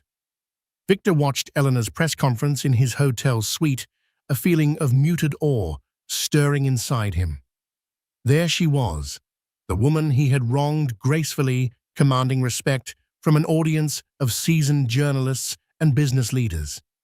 He couldn't help but feel a pang of regret, if not for his actions, then for his hubris that had led him here. One evening, as he swirled whiskey in a crystal tumbler, he found his thoughts drifting uncomfortably to the future. Would Eleanor proceed with a divorce? What about the baby? Would he have a place in his child's life? After everything that happened, he knew he had to attempt to fix things. At least in part. Taking a deep breath, he dialed Eleanor's number for the first time since the board meeting. The phone rang and rang until her voicemail picked up. Victor hesitated, then left a quiet message. Eleanor, I know I'm probably the last person you want to hear from, but we need to talk about everything, especially the baby. I'm sorry. He wasn't sure if he expected a reply, but he knew there was no easy path forward without at least confronting the reality of the child they both were responsible for. Outside the Carlisle's windows, the city glistened under a canopy of lights. For the first time in years, Victor Harrington, once the master of the universe, felt entirely unsure of what lay ahead. A week after the historic boardroom coup, Eleanor sat in her mother's sunlit conservatory. Hothouse orchids of every hue framed the glass walls, their vibrant blossoms reminding her that life continued to flourish even in the face of strife. She absent-mindedly rubbed her baby bump, reflecting on the swirl of events that had consumed her life. She was no longer just a wife. She was a major shareholder who had pulled the strings to unseat a billionaire mogul. Yet behind the newfound respect people afforded her lay an ache of betrayal that no corporate victory could mend. Her phone buzzed. Checking it, she found a message from Victor. Please, let's talk. We owe it to ourselves and our child. Eleanor stared at the words, her heart pounding. After everything that had happened, could she face him? But she also knew that ignoring him forever wasn't an option. They had a child to consider, a future that demanded clarity, if not reconciliation. She typed a brief reply, "Tomorrow noon, the Davenport estate. Bring your attorney." It was a formal invitation, suggesting a calm, structured environment. If they were to negotiate the boundaries of their future, the setting would be one Eleanor controlled. Victor arrived the next day wearing a subdued suit that lacked his usual flashiness. Accompanying him was his personal lawyer, a soft-spoken man who looked uncomfortable from the moment they stepped onto the immaculately trimmed lawns. Eleanor greeted them in the estate's library, flanked by Simone Gold. Polite nods were exchanged, but the tension was palpable. "I appreciate you agreeing to meet," Victor began, clearing his throat. His voice was subdued, none of the brash confidence that once defined him. "I know I've caused you unbelievable pain, and I'm truly sorry. I don't expect forgiveness, but I want to ensure that I'm still part of our child's life." Eleanor studied him, trying to reconcile the man she'd once loved with the broken figure before her. "You made a choice, Victor. More than one choice, over and over, to lie to me. You destroyed the trust we had. But yes, you're still the father of this child." Her voice wavered slightly, but she pressed on. "I won't deny you the chance to be in our baby's life if you can prove you'll be a responsible parent." Simone nudged a folder across the polished table. "We have some proposed terms," she explained. "For co-parenting, child support, and possibly spousal support, should Eleanor decide to file for divorce. It's all preliminary, but it provides a framework." Victor shot a quick glance at his attorney, who nodded as he skimmed the documents. Before he could respond, Eleanor raised a hand. But let's be clear. I expect honesty from here on out. Any more deceptions, financial or personal, and you'll lose access. Is that understood? Swallowing hard. Victor nodded. I understand. They navigated the intricacies of child support and visitation schedules with the same formality one would use to negotiate a business deal. Simone outlined how they'd handle expenses related to education, healthcare, and even a trust fund for the child's future. Despite the emotional undercurrent, the conversation remained measured, proving that both parties were resolute in doing what was best for the baby. Outside, the day had turned overcast clouds gathering like silent witnesses to this fateful meeting. When all the legal points had been addressed, an uneasy silence fell. Victor turned to Eleanor, voice trembling with something akin to remorse. I know a contract can't fix this, but maybe with time. Eleanor's expression was soft, yet cautious. I don't know if we can rebuild trust, Victor. Right now, my focus is on our child and on stabilizing Harrington Industries. I won't forgive what you did, at least not yet. But for the baby's sake, I'm willing to keep the door to communication open. Victor sighed, relief and sorrow mingling in his eyes.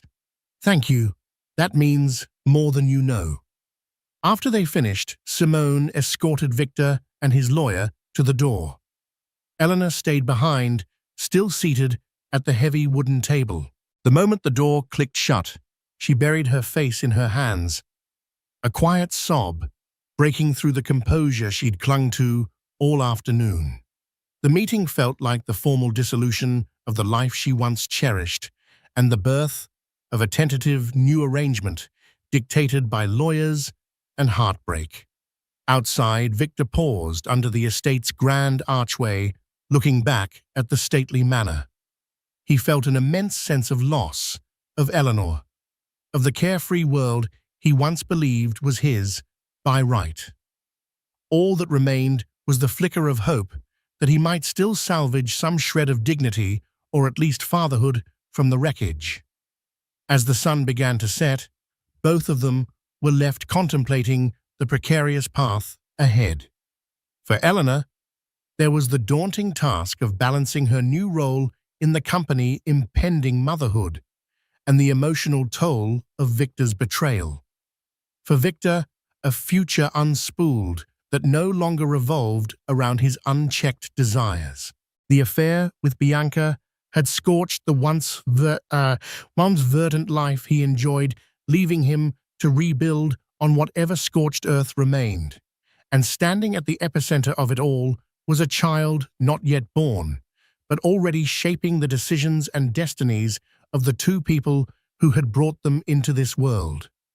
2 months after the boardroom coup, Harrington Industries began to steady under interim CEO Lawrence Porter and Eleanor's quiet but guiding influence. Investor confidence, once shaken, showed signs of recovery. Eleanor, though not officially at the helm, became the moral compass the company sorely needed. Her focus shifted toward green energy in Southeast Asia and philanthropic programs in education and maternal health causes that echoed her personal transformation. While the board rallied behind her strategic insights, Eleanor embraced the final stages of pregnancy in the comfort of the Davenport estate. She and her mother Cecilia carefully prepared the nursery. The estate, adorned with family portraits and fresh blooms, became a sanctuary of reflection and resolve. Eleanor found a strange comfort in her new dual identity, mother-to-be and corporate architect. Victor, meanwhile, lived in quiet exile at the Carlisle Hotel, a far cry from the boardroom he once ruled. He made half-hearted attempts to salvage his image, TV interviews, vague apologies, even an anonymous donation to one of Eleanor's maternal health projects. But the public had moved on.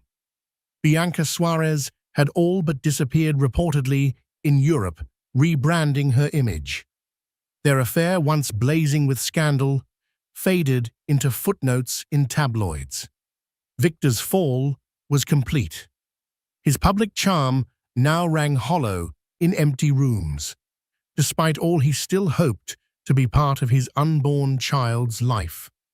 One evening, unable to bear the silence any longer, he left Eleanor a voicemail. "We need to talk. About the baby, I'm sorry." When Eleanor heard the message, she hesitated, but she knew this conversation was inevitable. Her reply was short and firm. "Tomorrow, noon. Here, bring your attorney."